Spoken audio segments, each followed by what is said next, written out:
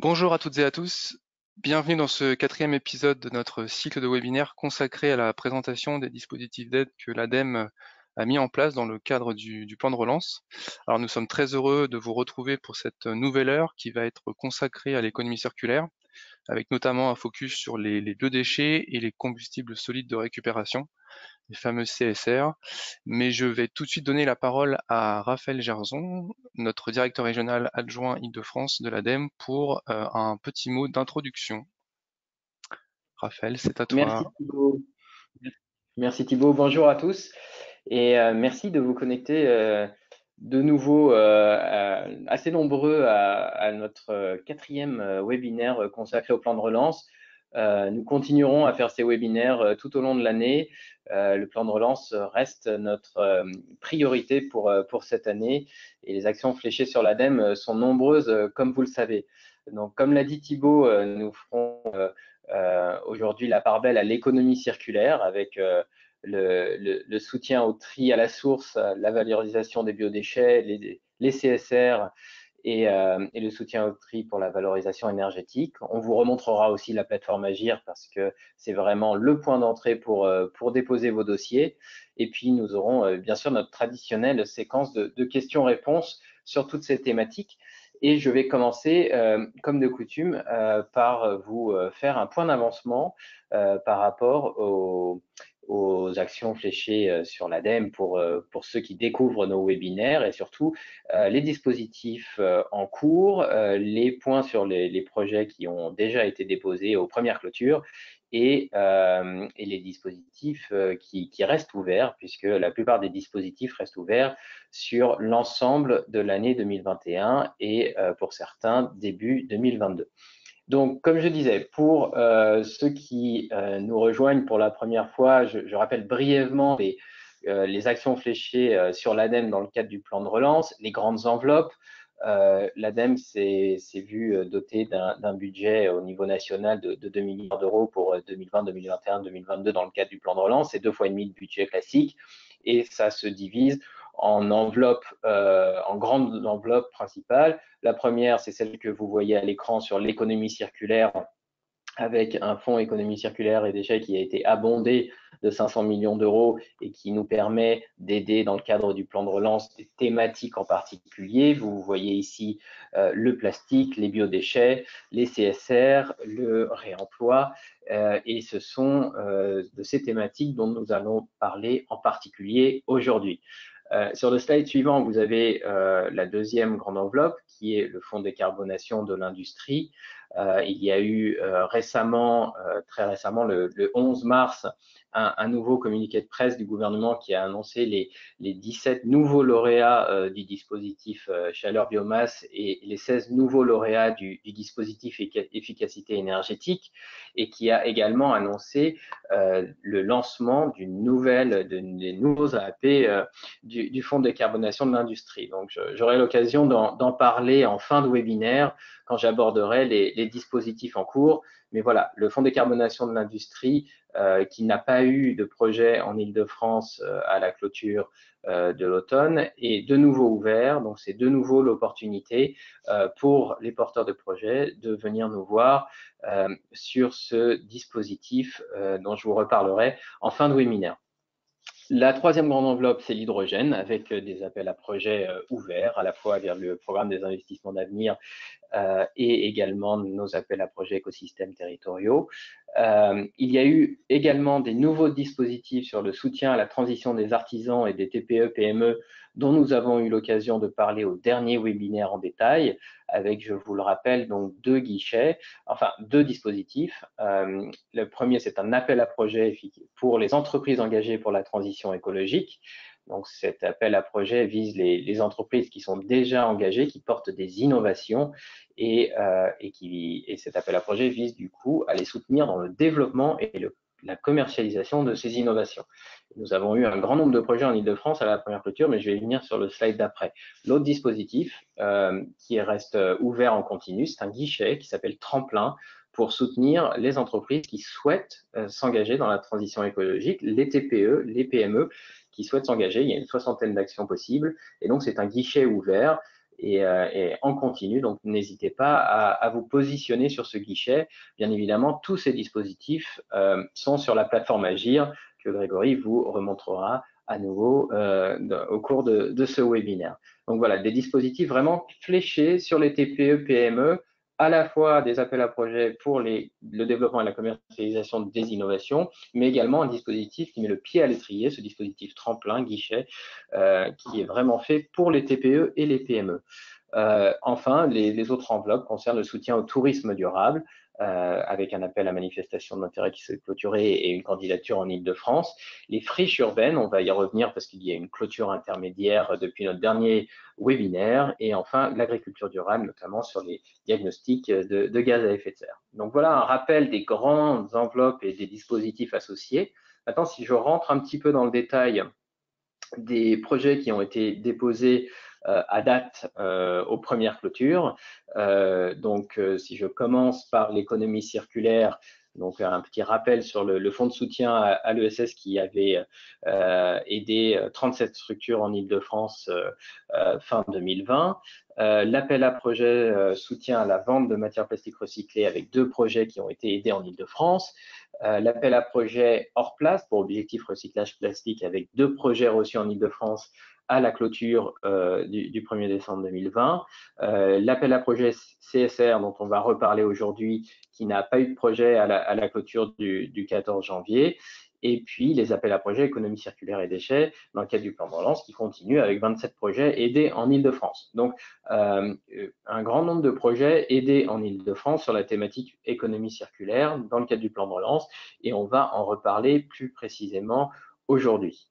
La deuxième grande enveloppe, fonds décarbonation de l'industrie. Comme je vous le disais, pas eu de projet en Île-de-France à la clôture du 23 et 26 octobre, mais depuis le 11 mars, les appels à projets sont relancés et donc c'est une nouvelle opportunité pour les porteurs de projets franciliens de se positionner.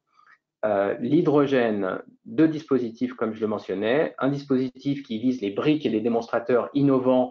Il n'y a pas eu de projet à ce jour, mais c'est un dispositif qui est ouvert au fil de l'eau et qui est géré par le siège de l'ADEME dans le cadre du programme des investissements d'avenir. Donc, si vous avez un projet innovant par rapport à l'état de l'art, n'hésitez pas à vous positionner dès que vous êtes prêt, c'est ouvert au fil de l'eau. Et nous, au sein de la direction régionale, nous continuons à opérer l'appel à projet écosystèmes territoriaux. Donc, c'est un dispositif qui vise les projets de déploiement de l'hydrogène avec à la fois la partie production, distribution et usage de l'hydrogène. 2 projets ont été reçus en Île-de-France à la clôture du 17 décembre et la nouvelle clôture a lieu aujourd'hui. Donc, nous allons voir le nombre de projets reçus en Île-de-France ce week-end, sachant qu'il y avait un grand nombre de prospects. C'est une dynamique qui se porte très bien en Île-de-France. Tourisme durable, comme je le disais, un projet en Île-de-France qui a répondu à l'appel à manifestation d'intérêt pour devenir partenaire de ce dispositif et le déployer sur les territoires. Sur la thématique friche, l'appel à projet reconversion des friches polluées qui s'est clôturé en février a eu un nombre important de projets en Île-de-France comme on pouvait s'y attendre, avec 22 projets à la fois sur les études et sur les travaux, puisqu'il y avait 2 volets dans cet appel à projet. Un appel à projet qui est complémentaire, celui de l'ADEME avec celui de la DRIEA, donc certains dossiers de travaux se sont positionnés sur les 2 appels à projet. Donc voilà, une belle moisson entre guillemets sur l'appel à projet friche qui s'est clôturé en février et dont nous avions abondamment parlé dans les webinaires précédents. Et enfin, le dernier dispositif sur les PME, et les TPE et les PME, donc que j'avais commencé à décrire dans les slides précédents, avec cet appel à projet pour les entreprises engagées pour la transition écologique. Comme je vous le disais, une belle moisson en Île-de-France, puisque 106 projets ont été reçus à la clôture de cet appel à projet et donc vont être regardés et instruits par les équipes. Et comme je le disais, le dispositif parallèle, qui est le dispositif tremplin, c'est-à-dire pour les entreprises qui ne sont pas encore engagées, mais qui souhaitent s'engager dans la transition écologique, lui est ouvert au fil de l'eau. Donc, n'hésitez pas à vous positionner. Voilà pour un point rapide à date des différents dispositifs que nous opérons dans le cadre du plan de relance, des projets que nous avons reçus et qui sont en cours d'instruction. Et je vous retrouverai donc en fin de webinaire pour faire un point sur les dispositifs en cours et sur lesquels vous pourrez vous positionner ou amener les acteurs que vous côtoyez à le faire, puisque les clôtures vont continuer tout au long de l'année. Voilà, je vous remercie encore d'être aussi nombreux connectés. Je vous souhaite un très bon webinaire et je vous dis à tout à l'heure. Et je te repasse la parole, Thibaut, pour l'ordre du jour. Merci beaucoup. Merci beaucoup Raphaël pour cette introduction et effectivement ces premiers éléments de bilan assez intéressants. Donc je vous propose un rapide balayage de l'ordre du jour maintenant. Alors comme vous l'indiquez Raphaël, on vous propose aujourd'hui un zoom sur nos dispositifs d'aide consacrés donc à la gestion de proximité et la collecte des biodéchets, et puis sur les combustibles solides de récupération. Ensuite, on reviendra sur une présentation très pratico-pratique du parcours de dépôt de vos dossiers de candidature sur notre plateforme Agir pour la transition, hein, qui est désormais l'interface privilégiée entre l'ADEME et les porteurs de projets en ce qui concerne les démarches administratives et financières, hein, depuis le dépôt du dossier de candidature jusqu'au versement du solde de la subvention et la clôture du dossier relatif à votre projet. Et puis ensuite, nous aurons effectivement une séance de questions-réponses d'une dizaine, quinzaine de minutes, avant un dernier point sur le calendrier de l'ensemble des dispositifs d'aide de l'ADEME actuellement ouverts, et un mot de conclusion de Raphaël. Et j'en profite pour vous indiquer que pour poser vos questions, on vous invite à les poser donc par écrit via le module questions que vous retrouverez sur l'interface du webinaire.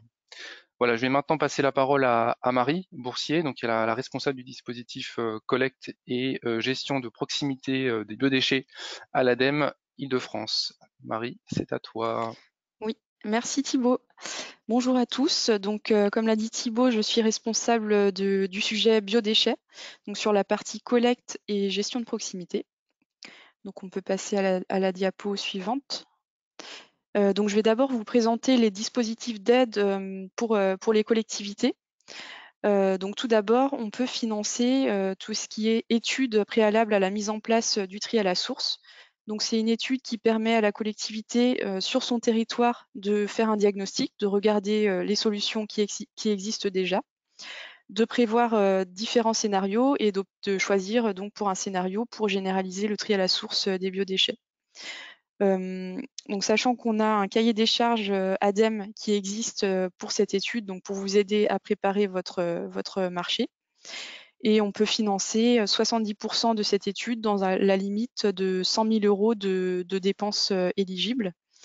Et sachant que si la collectivité souhaite par la suite un soutien financier sur la mise en place d'une collecte des biodéchets, elle aura l'obligation d'avoir réalisé cette étude avec le cahier des charges type ADEME. Diapo suivante.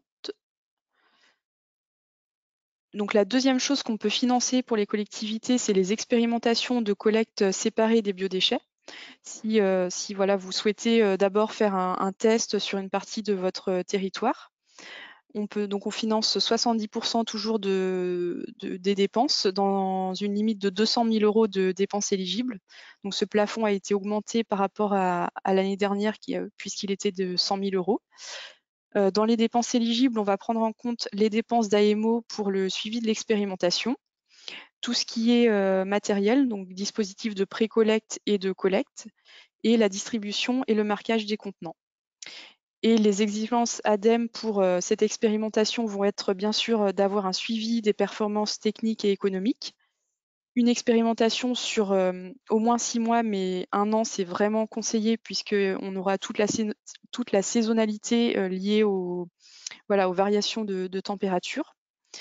Et enfin, il faudrait que ça couvre entre 5 à 10% de la population pour que ce soit intéressant et d'avoir au moins une tournée de collecte.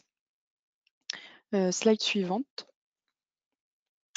Et enfin, si la collectivité souhaite vraiment mettre en place une collecte des biodéchets de manière pérenne, on peut aussi financer ce projet. Dans ce cas-là, ça va être une aide forfaitaire de maximum 10 € par habitant desservi, donc en prenant en compte quand même maximum 55% des dépenses éligibles. Les dépenses éligibles qui sont les équipements de collecte et de pré-collecte, les frais de communication, la distribution et le marquage des contenants, l'adaptation des bennes de collecte ou éventuellement le surcoût d'acquisition des nouvelles bennes. Il peut y avoir aussi le logiciel de comptabilisation des bacs et les équipements de lavage des bacs et des colonnes, s'il y en a. Donc le solde de la convention va être conditionné à une atteinte de performance. Donc je vous ai mis sur la droite ces conditions. En fait, le but, c'est qu'il y ait une baisse de la production d'ordures ménagères, puisqu'on va normalement enlever une grosse partie des biodéchets de ces ordures ménagères, et que le total, donc la baisse, enfin le total des ordures ménagères et des biodéchets collectés à part, soit stable ou baisse, pour voilà, prendre en compte le fait que la collectivité met bien aussi en place des actions de prévention. Le plafond d'aide, donc il a été supprimé depuis l'année dernière, donc il y a plus ce plafond et ça bénéficie aux collectivités qui ont plus de 250 000 habitants. Et enfin, le contrat sera établi sur 3 ans, mais ça peut être augmenté à 4 ans pour prendre en compte le fait que pour justement les grosses agglomérations, ça peut prendre un peu plus de temps pour atteindre les objectifs de diminution des OMR et des biodéchets. Donc, slide suivante. Donc toujours pour les collectivités, on peut aussi financer tout ce qui est gestion de proximité. Donc d'abord les chargés de mission au sein des collectivités. Donc ces chargés de mission ne doivent pas être fonctionnaires, on ne peut pas financer les fonctionnaires, donc ça doit être des contractuels qui vont mettre en œuvre un plan d'action sur le terrain pour généraliser le compostage de proximité. Donc voilà, on va vraiment aider la partie mise en œuvre et pas la partie définition du plan d'action. Et il faut que ces chargés de mission soient maîtres composteurs ou le deviennent pendant la durée du contrat. Et donc les modalités financières, c'est un forfait de 30 000 € par poste par an pendant 3 ans. Et en plus de ces chargés de mission, on finance aussi tout ce qui est équipement, donc les composteurs et les broyeurs, donc avec un taux d'aide max de 55% et plus de plafond d'assiette. Slide suivante. Alors maintenant, si on passe aux déchets d'activité économique, donc ça c'est une nouveauté, on peut désormais, dans le cadre du plan de relance, financer des collectes à vélo de déchets, de biodéchets d'activité économique. Donc il faut bien sûr que la collectivité soit mise dans la boucle et soit d'accord pour mettre en place ce dispositif pour que ce soit cohérent avec ce qui existe déjà sur le territoire. Il faut que la collecte soit effectuée soit en vélo classique ou à assistance électrique ou en véhicule GNV. Et dans les dépenses éligibles, on prendra donc tout ce qui est investissement et matériel. Et on ne prend pas par contre les dépenses de fonctionnement. Le taux d'aide maximum va varier en fonction de la taille de l'entreprise. Donc si c'est une petite entreprise, 55%, moyenne 45% et grande 35%. Et c'est en fonction de la définition européenne. Slide suivante. Donc toujours pour les acteurs économiques, on peut aussi financer tout ce qui est études.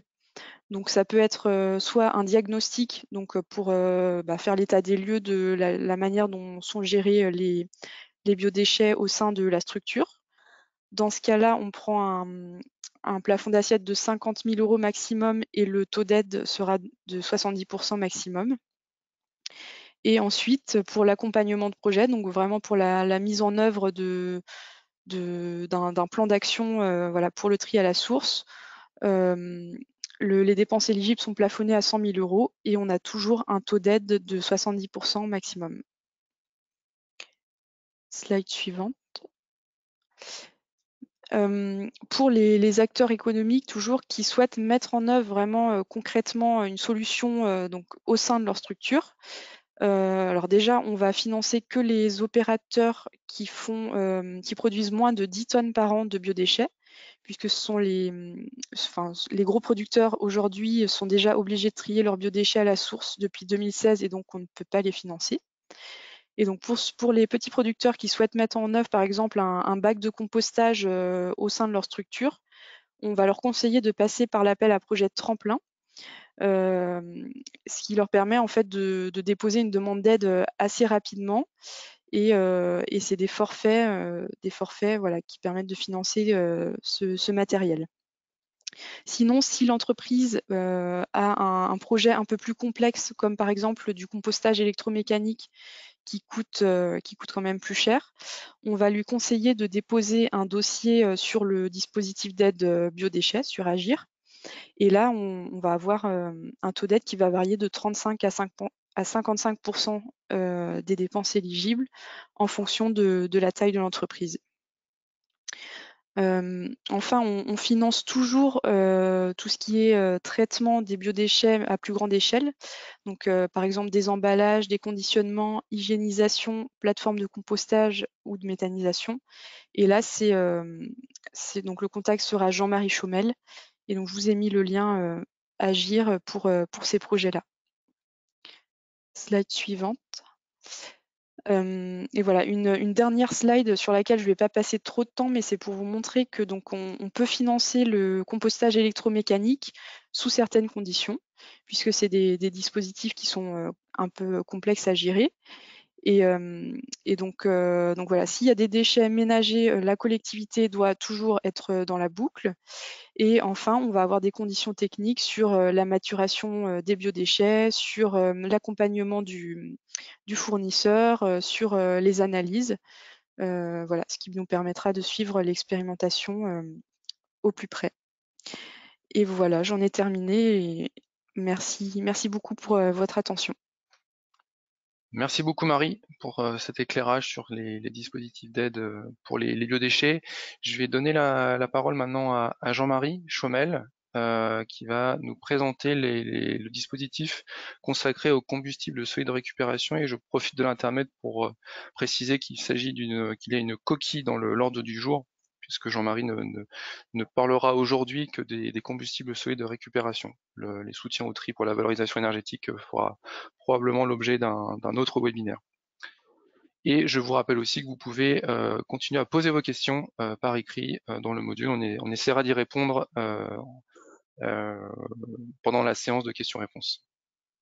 Jean-Marie, je te laisse la main. Oui, merci Thibaut. Bonjour mesdames, messieurs. Donc, je vais vous présenter le dispositif concernant les CSR, donc combustibles solides de récupération. L'objectif global des appels à projets dans le domaine, c'est d'ici 2025 de valoriser énergétiquement 1 500 000 tonnes de ces combustibles, et ça représenterait 1 mégawatt de puissance cumulée par an de plus. Donc, les appels à projets CSR existaient déjà dans le cadre du Fonds économie circulaire, mais le plan de relance a permis de renforcer ces appels à projets et d'augmenter substantiellement le budget dédié à ces appels à projets. C'est un appel à projet qui est un appel à projet national, mais j'y reviendrai d'ailleurs un petit peu plus tard. Il y a nécessairement en amont du dépôt d'un dossier un contact avec la direction régionale, et en bout de course, l'instruction est finalisée en direction régionale. L'appel à projet précédent était ouvert du 20 octobre dernier au 14 janvier 2021. Les résultats vont être annoncés en avril 2021. Sans trahir de secret d'État, je précise qu'il n'y a pas de candidat en Île-de-France et 6 candidats au plan national, Donc, c'est des dossiers qui représentent des investissements qui vont de 24 à 46 millions d'euros. Donc, on voit que c'est des installations de bonne taille pour une puissance de 16 à 20 mégawatts. Donc, c'est des installations assez focalisées sur une taille assez standard. Donc très prochainement, il doit y avoir un nouvel appel à projet CSR qui doit être relancé dans le cadre du plan de relance et il fera l'objet d'une fiche Agir le moment venu. Si on peut passer à la diapo suivante, merci. Alors le cadrage et la définition des projets éligibles, point très important, c'est que en matière de CSR, on fait à la fois de la gestion de déchets et de la production énergétique. Ce que l'on attend dans cet appel à projet, c'est avant tout une valorisation énergétique. C'est bien la clé d'analyse des dossiers.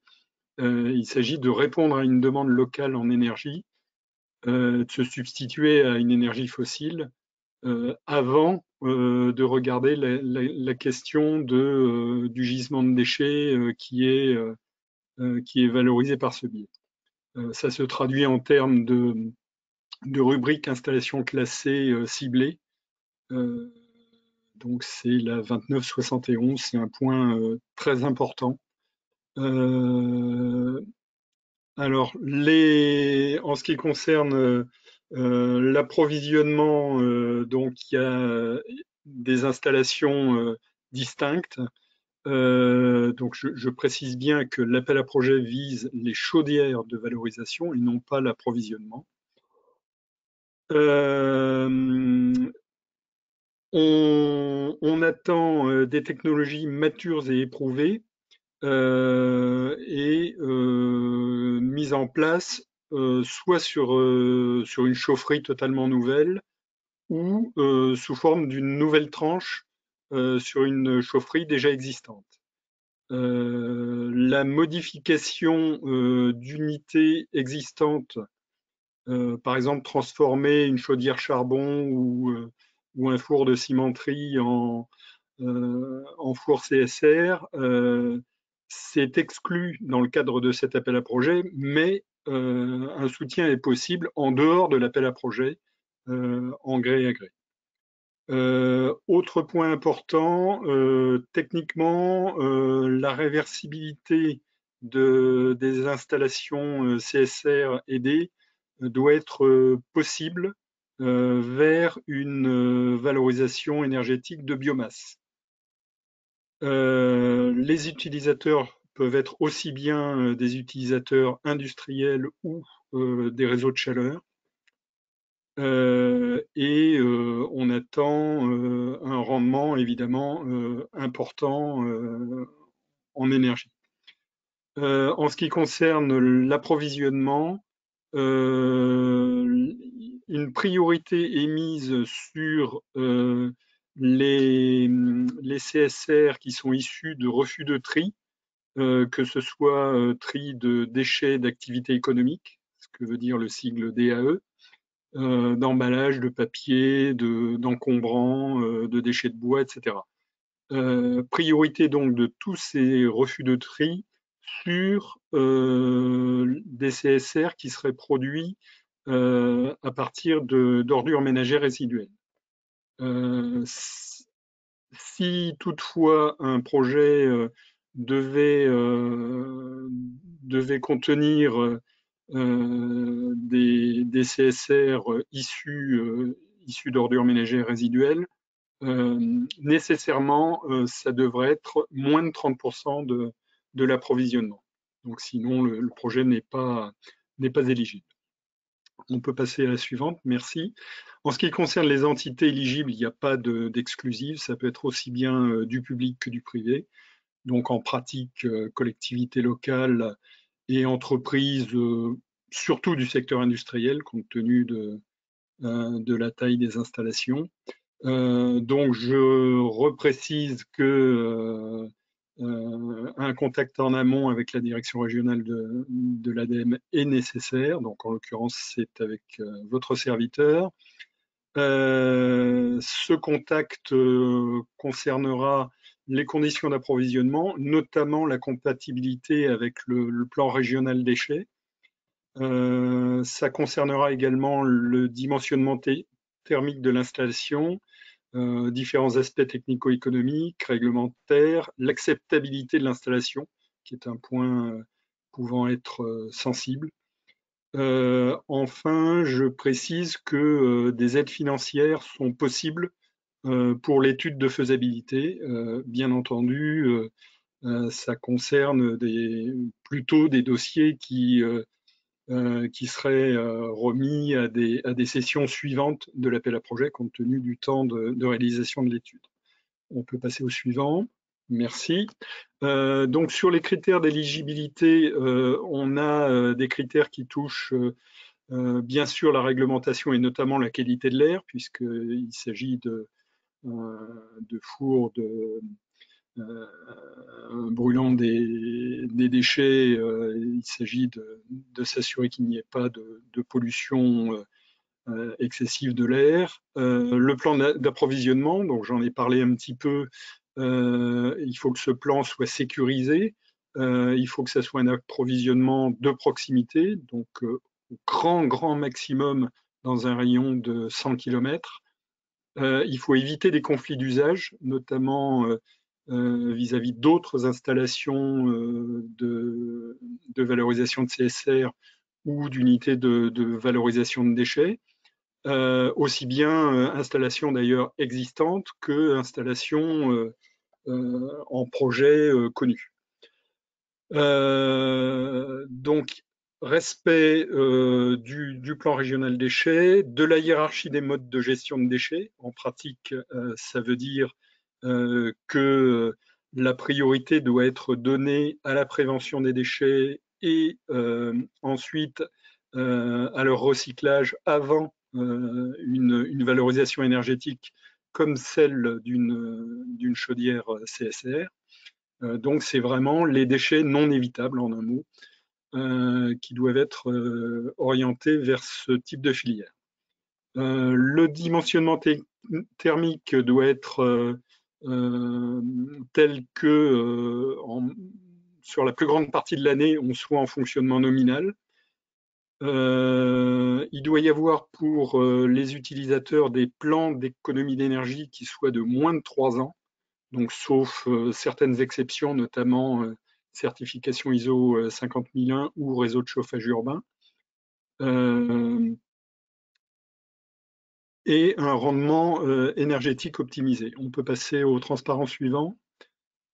Les équipements éligibles, alors je ne vais pas les lister, vous aurez de toute façon ces transparents, ils vous seront transmis, vous verrez le détail. Donc, les équipements éligibles, alors c'est équipements et dépenses éligibles, on voit qu'il y a également les dépenses d'ingénierie.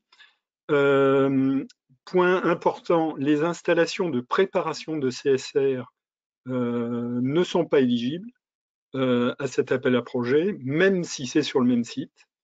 Mais par contre, point important, il y a des possibilités d'aide ADEME par ailleurs, donc sur les dispositifs touchant le tri des déchets. On peut passer au transparent suivant.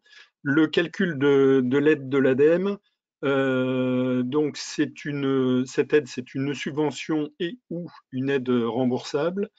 Et l'aide est calculée à partir d'une analyse économique, donc basée sur des paramètres comme le TRI et la VAN calculés sur 20 ans, et une comparaison avec une solution de référence. Cette analyse détermine une aide publique maximale. Cette aide publique, on lui soustrait les autres aides publiques possibles. Par cette soustraction, on déduit l'aide ADEME maximale. Alors, les cumuls publics justement d'aide, les cumuls possibles d'aide publique, c'est notamment avec des fonds européens et avec les aides des conseils régionaux ou départementaux. Par contre, un cumul n'est pas possible avec un tarif de rachat de l'électricité, donc tarif de rachat hors marché libre, hein, donc les tarifs réglementés de rachat. Cumul impossible également avec les appels d'offres électricité, donc appels d'offres creux. Les dossiers candidats font l'objet d'un classement suite à l'analyse économique notamment. Et en cas de tension budgétaire, ça permet de hiérarchiser ces dossiers et de retenir le dossier le plus performant. Ou bien sûr les dossiers les plus performants. Je crois que c'était le dernier. Merci de votre attention. Et merci beaucoup. Je suis bien sûr à votre disposition pour les questions-réponses. Merci beaucoup Jean-Marie. Alors on a quelques minutes de retard, donc je vais donner la parole sans attendre à Grégory, qui est le responsable notamment de la stratégie entreprise à l'ADEME Île-de-France. Grégory, c'est à toi. Oui, merci. Bonjour à tous. En tout cas, ici, je vais plutôt vous présenter la plateforme Agir. Alors, je l'ai déjà fait dans les autres webinaires. Ce sera une redite pour ceux qui assisteraient à nouveau.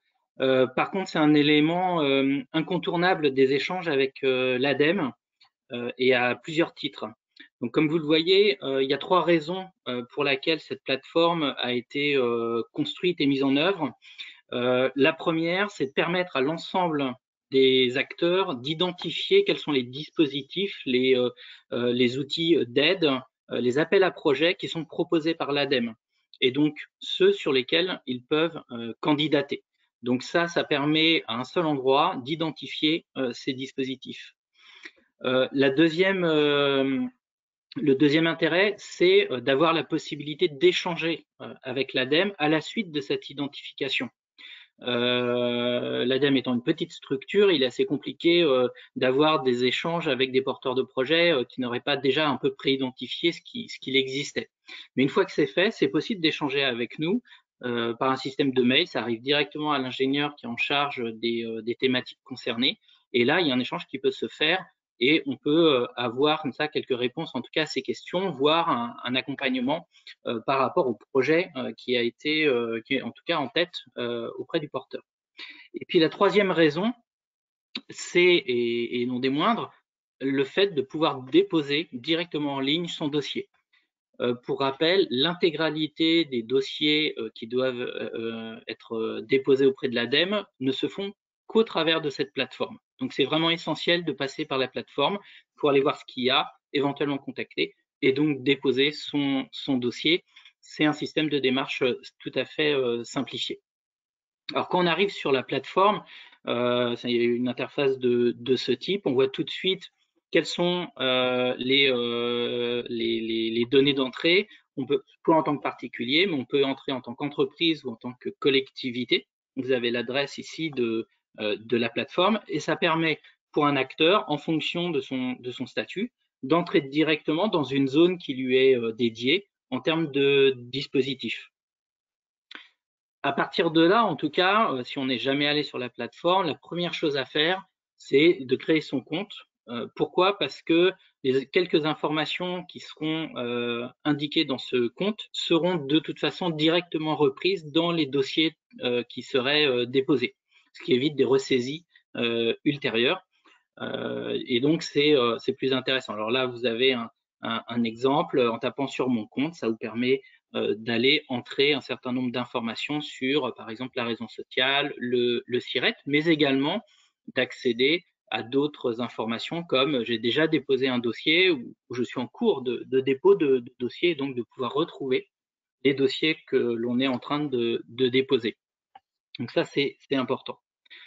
Ensuite, à partir du moment, c'est sur la slide suivante, où on est sur la plateforme, le principe, comme je le disais, c'est d'identifier l'ensemble des dispositifs. Donc là, vous avez la possibilité de rechercher avec ce système de moteur de recherche qui permet de voir, en fonction de son statut, du thème, de la localisation du projet ou du type de projet, quels sont les dispositifs accessibles.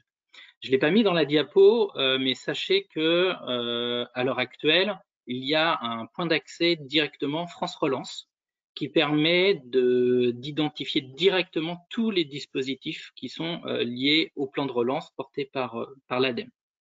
Quand on détaille les critères qu'il vous est possible d'entrer, donc il y a le statut, ici j'ai sélectionné entreprise, le thème du projet, l'économie circulaire, les déchets, l'énergie, etc. Vous avez des sous-thèmes. La localisation, on a un fonctionnement régional, donc c'est important. Ici, par exemple, Île-de-France. Et puis, on peut sélectionner investissement. Bien évidemment, ces critères ne sont pas obligatoires. On peut en sélectionner un, aucun, tous. C'est au choix et il n'y a aucune difficulté là-dessus. Et à partir du moment où on fait rechercher, apparaît à ce moment-là l'ensemble des dispositifs qu'il est possible d'obtenir avec ces critères. Là, j'avais fait une recherche il y a quelques temps, donc c'est plus complètement à jour, même si l'appel à projet hors place est toujours d'actualité. Donc, on a une page qui s'ouvre avec la succession des dispositifs. Je précise que les dispositifs qui s'affichent, quand on est par exemple en Île-de-France et qu'on a sélectionné Île-de-France, ce sont l'ensemble des dispositifs nationaux qui s'appliquent en région Île-de-France et l'ensemble des dispositifs en région Île-de-France, portés par l'ADEME. Donc on a bien l'intégralité des outils et dispositifs de soutien que l'on peut obtenir en Île-de-France, qu'ils soient portés au niveau national ou régional. Après, par rapport à ce petit descriptif, on peut sélectionner, par exemple, ici c'est l'appel à projet hors place. Quand on va dessus, on obtient une fiche type avec quelques éléments qui sont liés notamment aux dates de clôture. C'est important. Pour le coup, hors place, c'est un appel à projet avec plusieurs dates de clôture. Vous avez des dispositifs qui n'ont qu'une seule date de clôture. Vous avez une information, c'est le descriptif du dispositif, qui permet d'obtenir un certain nombre de contenus liés à ce qui est attendu dans le dépôt des dossiers, quels sont les objectifs, quels sont les sujets qui seront financés, etc. Et enfin, vous avez la possibilité de déposer directement un dossier. Il suffit de faire déposer un dossier, c'est le dépôt que l'on voit ensuite. À partir de là, vous entrez dans une interface qui est extrêmement simple et ergonomique, avec sur le côté gauche, je l'ai entouré en rouge, tout un tas d'onglets que l'on peut, sur lesquels on peut entrer des informations. Donc, vous voyez les informations liées aux demandeurs. Typiquement, c'est ici que vous aurez la récupération des données d'information liées à votre compte, les contacts, la description du projet. Pour les descriptions de projet, il faut des choses très simples et courtes. Je vous dirai pourquoi ensuite. La localisation, les dépenses prévisionnelles, donc vos lignes de dépenses et budget associés au projet. Le plan de financement, typiquement s'il y a d'autres cofinanceurs escomptés. Et vous avez la possibilité d'ajouter un certain nombre de documents. C'est pour ça que je parlais de descriptifs synthétiques. Les documents que vous pouvez ajouter, soit ils sont pré-demandés, soit c'est à vous aussi de les apporter si nécessaire. Ça peut être un document technique, un document financier détaillé, par exemple, éventuellement le RIB, et ça permet de finaliser son dossier. À partir de là, vous avez la possibilité d'envoyer le dossier. C'est terminé et envoyé. Sachez qu'à partir du moment où vous faites terminer et envoyer, l'information nous est transmise directement. Vous recevez un accusé réception qui vous permet de bien justifier que ce dossier a été déposé chez nous. C'est important puisque cet accusé réception acte de votre demande d'aide, sachant que toutes les dépenses qui sont prises en compte dans le cadre de ce dossier, et s'il y a un financement, commenceront à partir de cette demande d'aide. Cette accusé-réception, on en a la copie et nous voyons apparaître de fait l'ensemble des dossiers ensuite en région. Vous pouvez retourner sur le dossier pour le consulter, celui que vous avez entré et que vous nous avez déjà envoyé. Par contre, s'il est envoyé, vous ne pouvez plus le modifier. Là, il est entre nos mains. Éventuellement, des échanges peuvent s'installer de compréhension, d'échanges techniques ou financiers entre nous et on prend contact. Si vous êtes en phase dépôt et que vous ne l'avez pas encore envoyé, vous pouvez le modifier intégralement. C'est très ouvert à ce niveau-là. Donc voilà la manière dont se formalise cette plateforme, qui, je le rappelle, est vraiment l'interface indispensable pour tout porteur de projet. Donc si vous avez un projet, une idée ou quelque chose, allez d'abord voir la plateforme si des dispositifs existent et à partir de là, il sera possible d'échanger et de déposer un dossier. J'en ai terminé. Merci pour votre écoute et je resterai disponible pour les questions. Merci Grégory pour la présentation de la plateforme Agir. On va effectivement maintenant passer à la séance de questions-réponses. Donc je vais inviter Marie, Jean-Marie et puis Grégory, hein, tu peux rester avec moi pour qu'on puisse traiter l'ensemble des questions qui ont été posées jusqu'à présent. Donc n'hésitez pas à continuer à les poser par écrit si vous en avez. Donc je crois que quelques questions ont été posées. Je ne sais pas si Marie, tu veux commencer peut-être Oui, je veux bien. Ok. Oui, alors sur les biodéchets, j'ai une première question. Quelqu'un qui me demande si une commune qui souhaiterait gérer en interne les déchets verts peut être aidée par l'ADEME. Alors, c'est vrai que j'ai oublié de préciser que les biodéchets, en fait, c'est déchets verts et déchets alimentaires, mais là, en l'occurrence, l'enjeu est vraiment sur le déchet alimentaire, puisque les biodéchets ils sont déjà pas mal triés à la source. Donc tous ces projets-là concernent bien les déchets alimentaires. Il peut y avoir une petite partie de déchets verts, mais il ne faut pas que ce soit la majorité.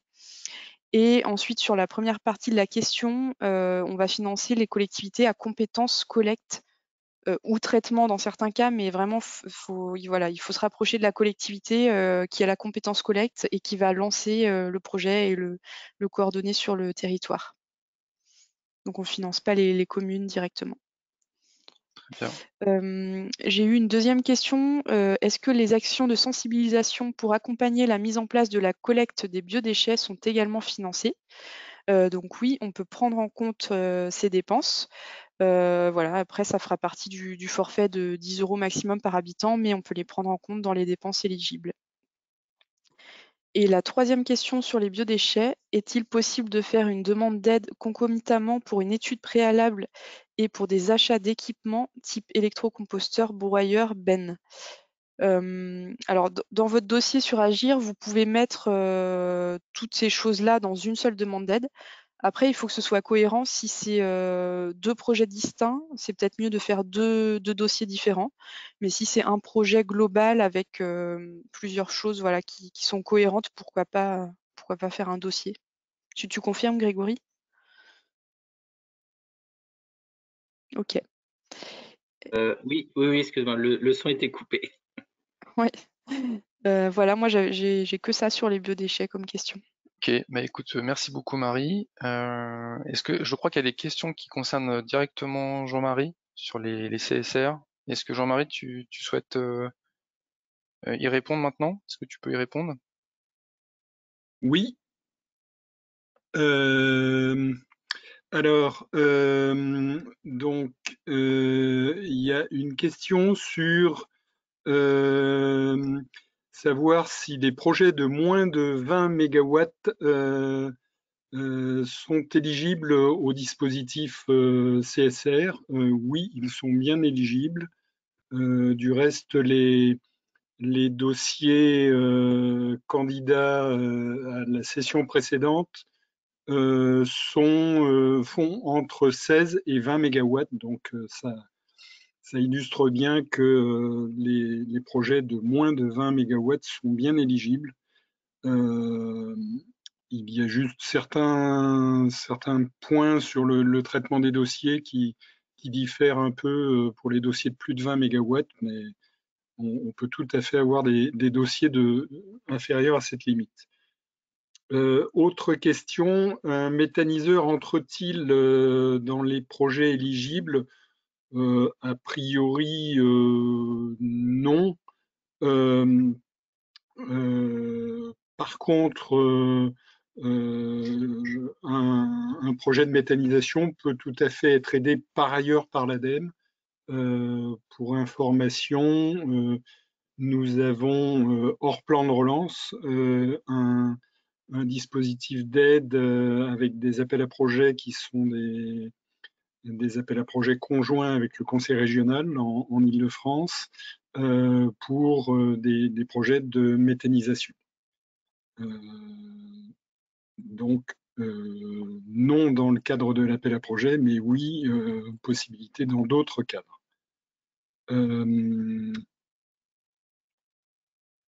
Alors sinon, il y avait une autre question, mais qui était quand même un peu particulière et pour laquelle on fera une réponse directe aux demandeurs. Voilà, pour moi, c'était tout. Ok, très bien. Bon, bah, je vois qu'il n'y a pas d'autres questions a priori. Donc on va pouvoir clore du coup cette séquence de questions-réponses et donner la parole à Raphaël Gerson pour son mot de conclusion et puis aussi le rappel du calendrier des autres dispositifs ouverts aujourd'hui. Et puis moi, il ne me reste plus qu'à vous souhaiter une bonne fin de journée et puis un remerciement aussi pour votre participation aujourd'hui. Merci beaucoup Thibaut et merci à tous d'être encore aussi nombreux en fin de webinaire.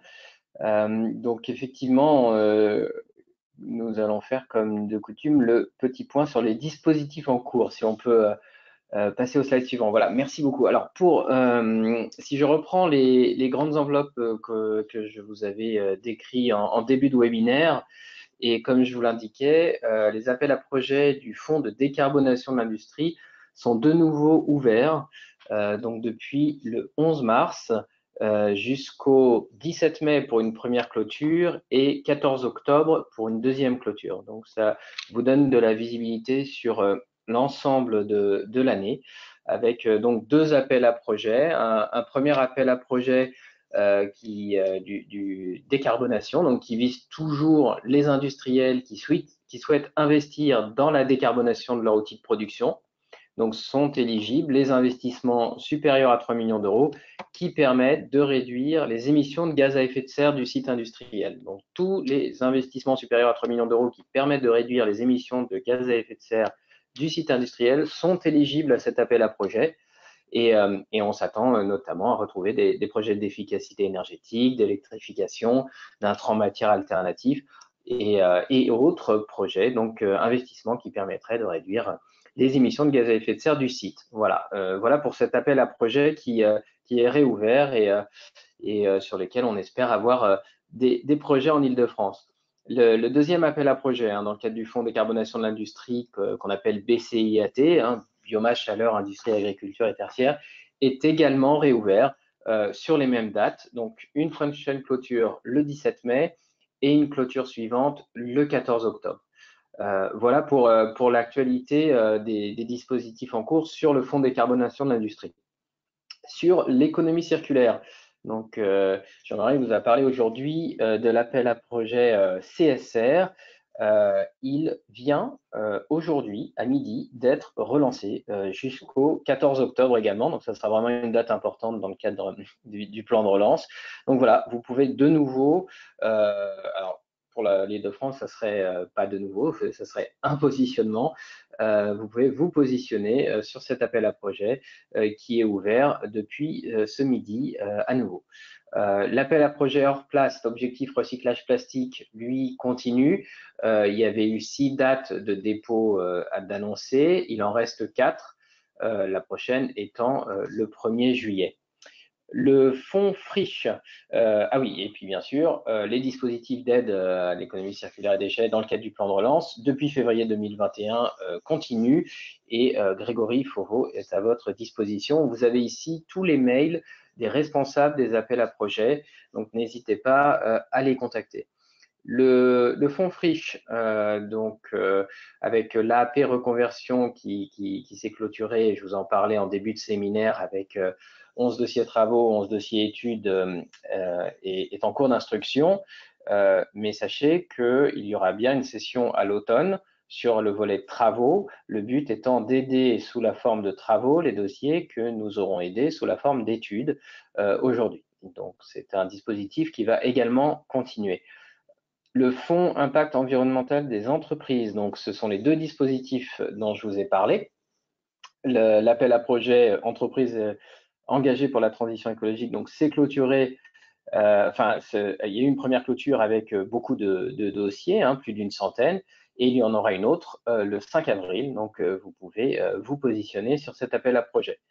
Et comme je vous le disais également en début de webinaire, l'appel à projet Tremplin pour la transition écologique des TPE est un guichet donc ouvert en continu pour mettre le pied à l'étrier pour les TPE et les PME qui souhaitent s'engager dans la transition écologique. Et donc Romain Aiglé est à votre disposition pour plus d'informations sur ce dispositif. C'est le cas également de Laurent Cairès qui peut répondre à vos questions sur les appels à projets tourisme durable et les guichets qui vont se mettre en place par les partenaires identifiés dans le cadre de l'appel à manifestation d'intérêt. Et enfin, comme je vous le disais également en début de webinaire, le fonds hydrogène continue avec ses deux appels à projets. L'appel à projet du programme des investissements d'avenir sur les briques technologiques et démonstrateurs, donc toujours au fil de l'eau jusqu'en 2022. Et Thomas Berthaud est à votre disposition pour vous aiguiller et vous orienter vers les équipes du siège qui instruisent cet appel à projet. Et nous continuons de piloter l'appel à projet écosystèmes territoriaux hydrogène avec deux dates de dépôt. Donc une aujourd'hui, donc nous verrons début de semaine prochaine le nombre de projets que nous avons reçus, mais également une autre en septembre, le 14 septembre 2021. Donc vous voyez, tous les dispositifs continuent avec des nouvelles dates de clôture clairement identifiées, à la fois avant et après l'été. Donc vous pourrez vous positionner, avoir toutes les informations qui vous ont été présentées aujourd'hui. Bien sûr, la présentation d'aujourd'hui et le replay sont disponibles. Vous seront envoyés dès la fin de ce webinaire.